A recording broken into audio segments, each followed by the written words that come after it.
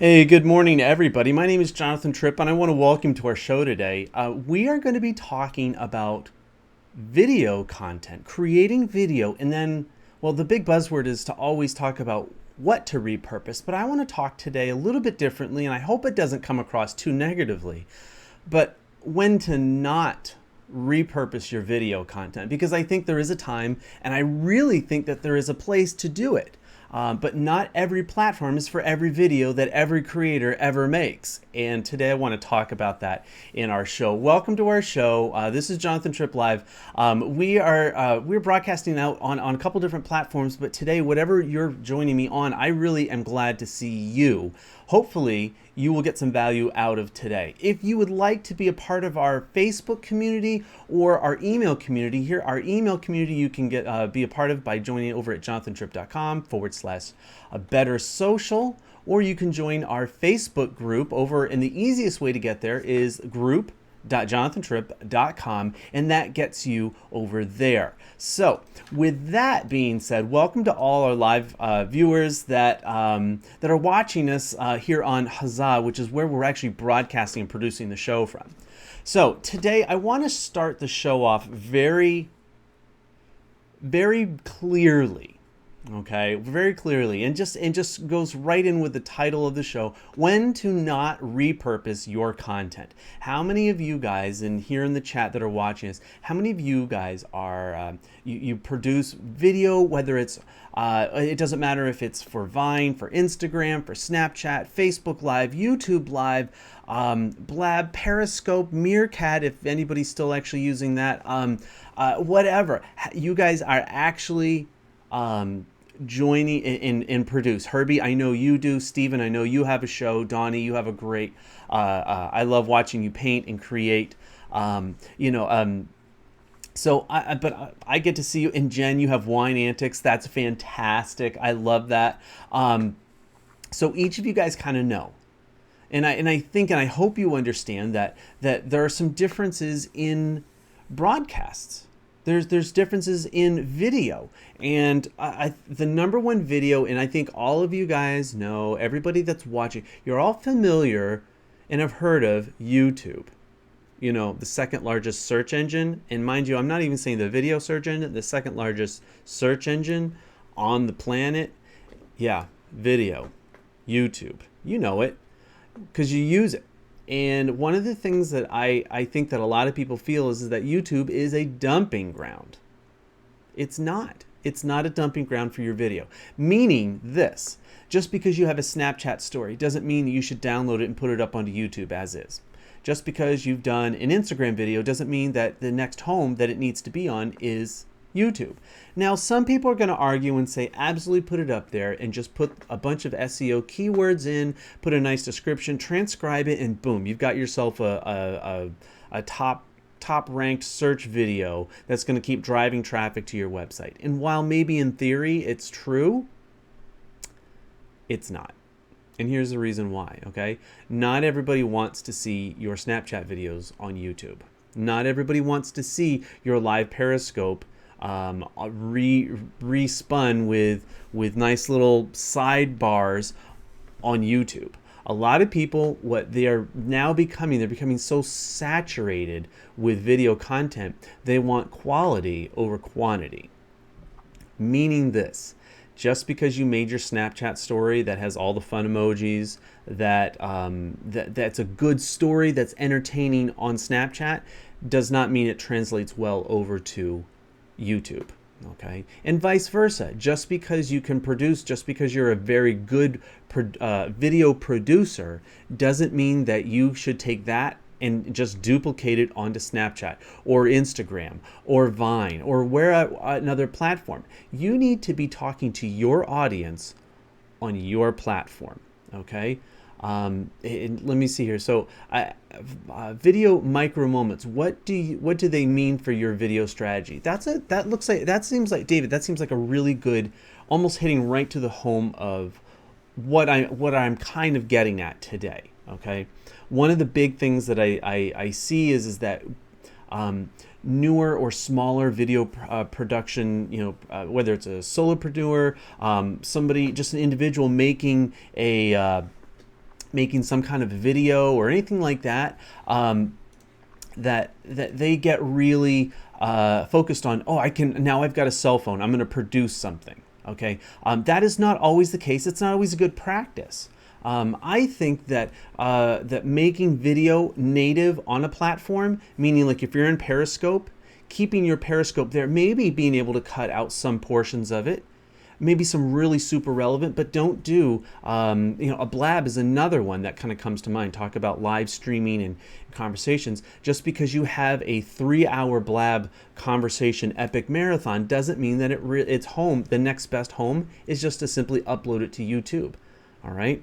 Now, I've really kind of gone back and forth on this, and this is the reason why. Is because I think when nobody was doing it, it was a novel concept. But when everybody started to do it, when you started to see multiple uploads in a day just of any haphazard conversation that they had, I think it took away from the impact of doing that. Okay. And it gets away, and I'm talking not about for the celebrities. What are the celebrities doing? What are keynote speakers doing when they have somebody off to the side taking a live video of them doing a keynote speaking or doing some kind of something like that, right? That's not what I'm talking about. I'm talking about you and me. We're out, I'm having a cup of coffee, and I happen to do, something comes up, and I want to do a quick video. So I pull out my cell phone, and I start a Periscope, and I just go off. And I talk about something, I rant, or I have a point, and make a couple connections, sure. But what I'm talking about is when you have something that you want to share, whether it could be how to use how to write a description for a YouTube video, how to use Canva effectively for cover art, whatever the case may be. Just because you have the ability to make a live stream doesn't mean that you should repurpose it and put it onto another platform. And particularly the easy way we always think about this is that YouTube becomes like the junkyard, the graveyard, the dumping ground for all of our video content. And that's where I want to really talk about today. And I want to challenge you to be more creative than to copy and paste. Now, we've all been through it. We've all suffered from this. We all know somebody, okay? So this is your chance to reach out, kindly, gently bring them back. Tell them, share with them, there is a better way, all right? So in the next 15 minutes, I just want to talk about this, and I want to share some of my views on it and why I think it's more important. And if you guys haven't already, to the point, if you haven't already, make sure you do subscribe to my YouTube channel. And again, the easiest way, instead of YouTube and all this stuff, just youtube.jonathantripp.com gets you over there. Hit the subscribe button. I do post and share these videos out, our podcast show, out onto YouTube, so you guys can go back and watch it back there. All right. So Terry, you say, I think if people dump their junk on YouTube, then their channels should be avoided and unsubscribed. That's kind of where I'm going with this. Okay. And just before I got into this, Amy Schmittauer, just today, as of today's broadcast, I think she uploaded it yesterday, she did this awesome rant. Okay. This is now one of my favorite short form videos. Okay. The title is, Video is Hard. And I think this thing is, it literally is, it's only a couple of minutes. And I think it's like, I'm trying to get over to it real quick. Yeah, it's 4 minutes and 6 seconds. Okay. Video is Hard is now one of my favorite things to watch. And I'm going to be watching this a couple of times. And this is the reason why. Okay. Without even saying it, she gives you all the keys on how to have a successful video on YouTube. And I don't mean the SEO tactics, the description filled out. That's not what I'm talking about. I'm talking about making a connection with an audience, okay? And so what she's doing, she's sharing you how to make something very YouTube worthy that's watchable. Not your Snapchat video where you're talking to people on Snapchat where you're giving them, maybe you're taking them through, and then you have a call to action, or however you want to put it. Terry, thanks for dropping that link. I appreciate that. Not a Vine video, not an Instagram video where you tell people to then click the link in your profile. That's not what I'm talking about. What I'm talking about is she talks about cover art. She talks about engagement. She talks about being there and producing video consistently. And I think she's at like 615 videos or something like that. It's significant. And she talks about how it's difficult to do video consistently. It's one thing to do a one-off. It's one thing to start an idea and never finish it. It's one thing to have an idea and have a desire to maybe produce a video. It's a totally other thing to be 600 and some odd plus videos later producing content. And you know what I love about it? Go back to the early ones. Go back, watch some of her really early ones. And you'll see a difference. You'll see her as not only just growing as a speaker, as a videographer, as a YouTube personality. And I know she doesn't have hundreds and hundreds and hundreds of thousands of, she's got a pretty good amount of subscribers. As of today, she's got 48,000 subscribers, which in the YouTube world, that's a good chunk, but it's certainly not anything to say, oh, well, she obviously knows everything about video. If you were just to look at subscriber base, and that right there is the key to what she's saying. Don't equate in this video she was talking about, don't equate your subscribership with your views, okay? And I think a lot of people are trying to repurpose their content to up their views, which is not the right way to do it. It's diluting the pool. I think it takes away from actually what can happen and what makes your YouTube channel both effective and relevant. Okay. And hi Eileen, speaking of YouTube, welcome. And for everybody else that's been watching us on any of the other channel, guys, welcome. It is good to see you guys. I hope you guys are having a great day. Today we're talking about when to not repurpose your video content. Okay. Here's another. Repurpose your content, not increase your views, but make it more accessible to different audiences, different formats. Now, David, that's a really good point, okay? At least the way I'm seeing what you're saying, okay? Yes, Amy's video was awesome, right, Eileen? I think it's absolutely fantastic, and this is going to be one of my. I'm just going to be sharing this thing out.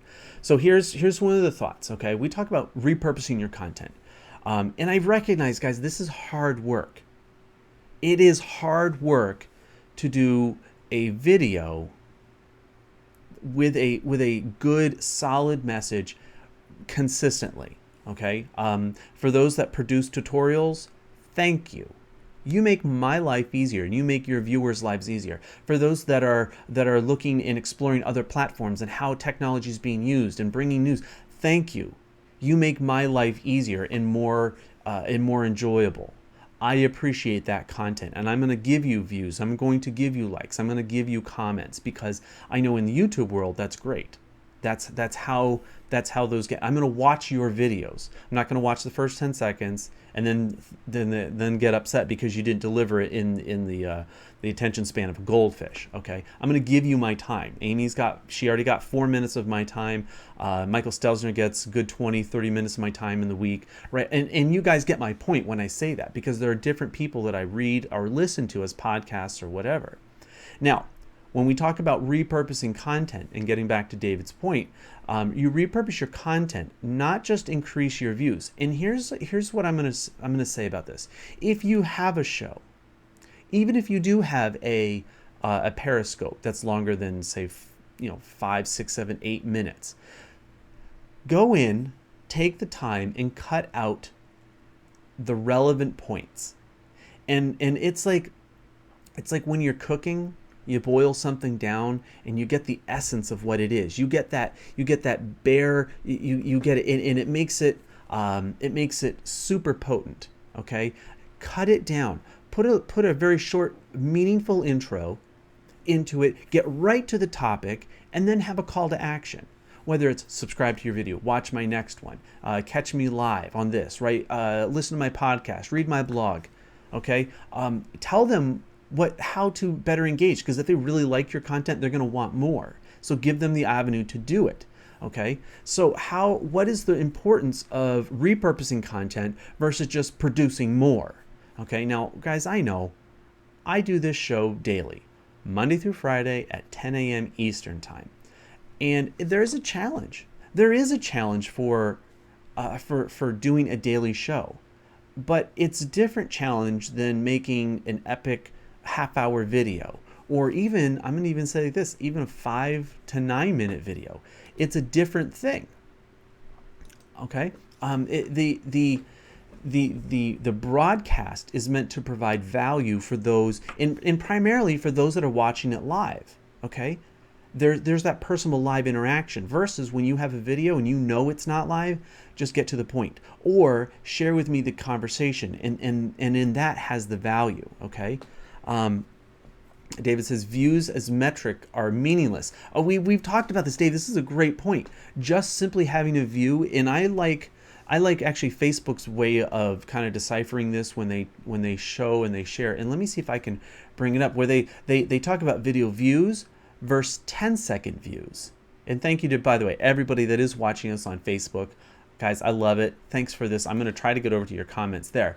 But do you understand what I'm saying when I bring this up as a point that, look, I mean, there's a difference between somebody that watches, leaves a comment, or just watches and then they're gone. Those quick bounces where they just kind of get in and then they're out because they don't really care. They were just curious, and obviously you as the video creator didn't capture their attention.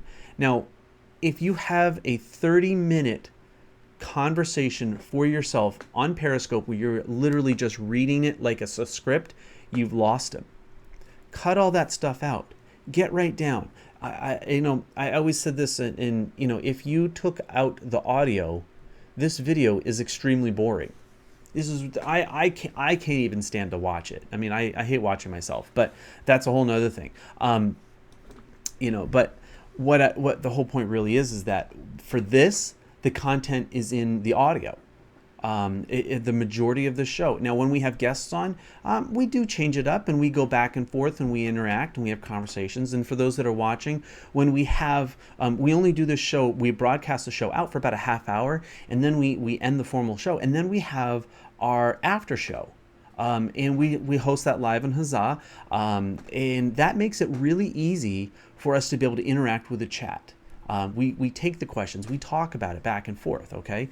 And people come on live and they want to be on camera and things like this, right? But I think all of those things, that's not repurposing the camera, repurposing your video by being on camera. I think what it comes down to is that having a meaningful conversation, something that's about something with a purpose, with a point. It's about actually getting that personal engagement, not just how many views you can get, how many subscribers I can get. I would rather have 100 loyal participating viewers, subscribers, than 1,000 empty subscribers. And I think you guys know when I'm saying that. Herbie, you're hilarious. I love it. Thanks, Herbie, also for sharing it out and for all the Facebook love. But you guys kind of get my point, right? Just because you can produce it doesn't mean it goes on YouTube. Particularly, I think the latest culprit has been Snapchat. People make a Snapchat video, and while I think there's some fun in it, to download it, a well-produced Snapchat video, I think it has some value. I don't know that I would necessarily want to go over to your YouTube channel just to see it. Maybe uploading it to Facebook or something like that, where maybe it's a more personal experience. And guys, we're seeing this more and more. That your videos have to be more friends and family oriented and less business. If you want to show up in people's news feeds, I'm already seeing it. I'm already seeing it happening on my mobile experience. Is a well-produced Snapchat video an oxymoron? Well, yes, I get what you're saying. We're not talking TV. CNN, Fox News, or whatever your preference is, video quality with the ins and outs. It's not what I'm talking about. I'm saying it's actually thought through. It's not a picture of somebody sleeping, and those kinds of things. A well-produced Snapchat video. That's what I mean. It's thought through. There's a message, and it's delivered and communicated well. That's what I mean by well produced. So good call on that. So I think, and you guys know that when you produce content on a specific social media platform, it's really important to play to the strengths of that platform. Don't plan an epically long. You can't do a 9-minute Snapchat story. You just can't. The watchers don't watch. Your views they won't finish your story, even if they're kind of interested. Now, having said that, if you make a 9-minute video, maybe say about the same topic, but you've got good cover art, you've got a great intro, you've structured your YouTube video well, the description, I mean, everything's lined up in YouTube, you're going to have great success. Having a shorter but really super poignant Instagram video, amazing. You get amazing results for it, and people keep coming back to it. That's what I love about these. So play to the platform strength that wherever you're at, Facebook Live or YouTube videos or Snapchat. I mean, I don't even produce Vine videos myself, but I find some of them very entertaining. Some of them are fun. They're fun to watch. But I wouldn't say that that's now just taking all your Vine videos and putting them on YouTube or even putting them on Facebook is the right move. So whatever you're producing, whatever the content you're producing, make sure it's relevant. It's specific to that platform, or it's adapted for that platform in a way that those users and those viewers are going to find it relevant. So with that, what I'm going to say is that, guys, thank you for joining us live. If you're watching us on YouTube or Facebook or wherever else you guys are watching us, guys, thank you so much. Tomorrow we're actually going to be doing another show. Tomorrow we're going to be talking about let's see, what are we going to be talking about tomorrow? Now I've kind of drawn a blank. I had it actually listed up. Let's see, what is my is that, yeah, it is, it's small business. That's right. Thanks, Rashim. Yeah, small business, social for small business, mastermind or workshop. And that's actually, I'm just going to tell you guys right now, it's a trick question, and it's a leader to tell you about my Instagram workshop, which I'm going to be hosting tomorrow at 2 o'clock for those that want to join. And for those of you, if you support me on Patreon, you get in free, or your access is free. But I'm going to do a quick walkthrough on some, but I'm going to be taking a live Q&A for those that are attending, and you can find that over at my site at jonathantripp.com/Instagram workshop. It's super easy. It's a great way also to get to know me and be able to see maybe I can help you, because who knows. Instagram is a really great place to grow your business, and I think a lot of people are still underutilizing it, even on the basic level. So that's your invitation to joining me tomorrow at 2 o'clock Eastern time. So with that, I'm going to say, guys, thank you so much for you've been joining us. We are going to continue the show. We're going to have an after show here on Huzzah. And if you want to join me over there, huzzah.io/Jonathan Tripp.